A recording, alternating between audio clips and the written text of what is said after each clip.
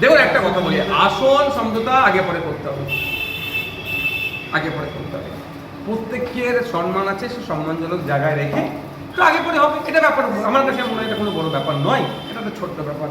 আগে আমাদেরকে এক জায়গায় বুঝতে হবে, মানুষের কাছে বার্তা দিতে হবে, হ্যাঁ আমরা বিজেপি তৃণমূলকে হারাতে পারবো, সেই পারসেপশন তৈরি করতে হবে, সেই জায়গাটা নিয়ে আসতে হবে। মানুষ যেটা চাইছে, মানুষ দিল থেকে যেটা চাইছে, সেই দিলের খবরটা বাস্তবে রূপ দিতে হবে। যেখানে সিপিএম শক্তিশালী সেখানে আমরা ধরে রাখলে হবে না, আমরা তো ছেড়ে দেবো সিপিএমকে। যেখানে আরএসপি শক্তিশালী আমরা কেন টানাটানি করবো, আরএসপিকে ছেড়ে দিতে হবে।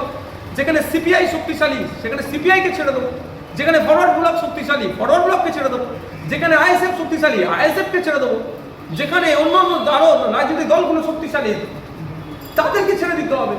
আর যেখানে জাতীয় কংগ্রেস শক্তিশালী তাদেরকে ছেড়ে দিতে হবে। এইভাবে এটা তো জোট, এইভাবে তো জোট তৈরি হবে না। আমি শতাব্দী প্রাচীন দল বুঝানোর জন্য বলেছি, আমি আমি বলবো আমার একটা জিতেছিল 21-এ, আমাকে 100 খানা দিতে হবে, কিন্তু ইলিগাল ডিমান্ড হয়ে যাবে। আমি বলবো আমি 34 বছর শাসন করেছি, আমাকে 150টা দিতে হবে। আজকে সময় সেটা কি? আমি বলবো আমি 60 বছর দেশ চালিয়েছি, আমাকে 94টা দিতে হবে। এইরকম ভাবে সমাধান হবে না। সমাধান করতে হবে একটা টেবিলে বসে, বাস্তবকে সামনে রেখে, যার যেখানে আমাদের লক্ষ্য তো বিজেপি তৃণমূলকে হারানো। সুতরাং বিজেপি তৃণমূলকে হারাতে গেলে যে ওখানে বেশি শক্তি আছে তাকে আমরা সবাই মিলে সাপোর্ট করবো।